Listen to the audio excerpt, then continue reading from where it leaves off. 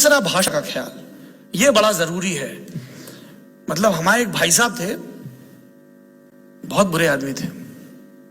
नहीं, बुरे भी होते हैं भाई साहब, मतलब हमको इतना नीचा दिखाते थे, हमको सबको बोले अरे करा कहीं का, इसको अकल नहीं है, कहीं इसको ले जाओ सभ्य समाज में तो गांव की भाषा बोलने लगता है। काहे जिज्जी, हमें पेड़ा काहे नहीं दो तुमने। इतना इसको पढ़ाया कानपुर आनपुर में, थोड़ा खड़ी भाषा में बोले, दीदी मुझे भी पेड़ा देंगी क्या आप। अब हमें जब बात समझ में नहीं आई कि मांग तो पेड़ा ही रहे, पहली बार में दे देती तो दूसरी बार की जरूरत ना पड़ती। पर ये भी अभी मिड लेवल है, अभी इसका एक और ऊपर का लेवल है। सिस प्लीज। तो आपकी तीसरी जो सामाजिक जिम्मेदारी है वो ये है कि आप भाषा के हिसाब से किसी की हैसियत नहीं आंकेंगे। हो सकता है कुछ लोग अपनी लोक भाषा में बात करते हो, जैसे मेरी लोक भाषा बुंदेली है, तो हो सकता है कि मैं यहां करूं कि इतने सारे मोड़ा मोड़ी बैठे, हमें बहुत अच्छा लग रहा हो आप लोगों को देख के, which is totally cool, totally fine, बहुत अच्छा है।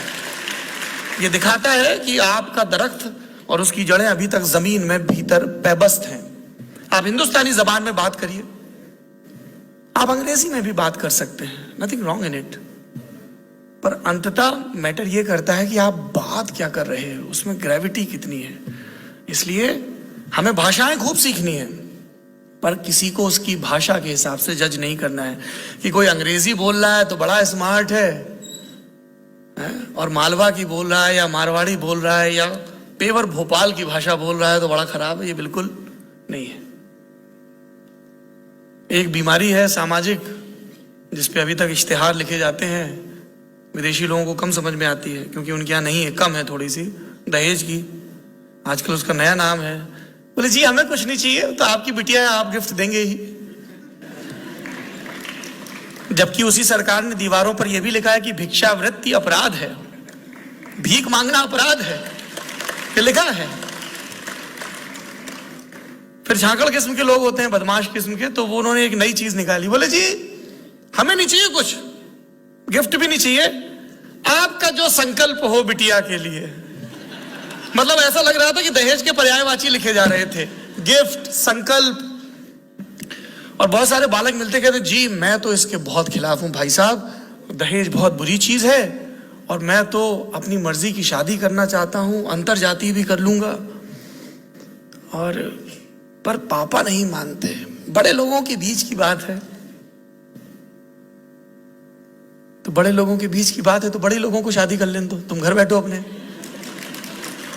ये बड़ा काहिल तर्क है गुरु कि साहब ये बड़े बड़ों की बात है, अब हम क्या कहें। अच्छा, दूसरा क्या है कि माता पिता जो होते हैं उन लोगों को एक किताब दी जाती है, सरकार के द्वारा नहीं, समाज के द्वारा, जिसमें लिखा होता है how to emotionally blackmail your kids.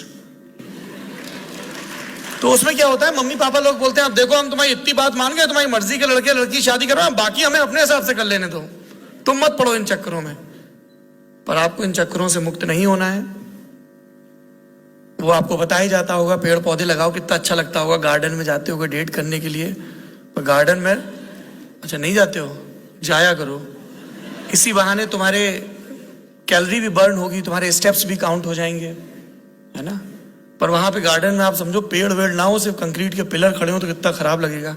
तो पौधे वौधे भी लगा लिया करो, ज्यादा मेहनत नहीं लगती है। और पढ़ा खूब अचक के करो। एक राष्ट्रीय बीमारी हो गई है सबको, ये तुम लोगों को मूर्ख बनाने की एक अंतरराष्ट्रीय साजिश है, मैं ऐसा नहीं कहूंगा। पर ये जो घड़ी घड़ी तुम लोग सेल्फी, अभी भी बहुत सारे लोग व्हाट्सएप चेक कर रहे हैं, है ना। मैं तुम ही लोगों को, मुझे दिख रहा है यहां से कौन कौन कर रहा है। बहुत सारे लोग दाएं बाएं बोल रहे हैं कि यार कल तो पनीर था, आज क्या होगा लंच में। ये डिस्कशन नंबर 2 है। तीसरा ये, यार हमारे इंस्ट्रक्टर ने तो देख लिया कि मैं यहाँ आई हूँ, अब मैं सोच रही हूँ मैं निकल जाऊँ, मम्मा को ना वहां पे जाना है, थोड़ा सा मार्केट शॉपिंग भी करनी है, बारिश भी इतनी अच्छी हो रही है, हैशटैग कूल रेन के साथ एक फोटो भी डालनी है। ध्यान की कमी है।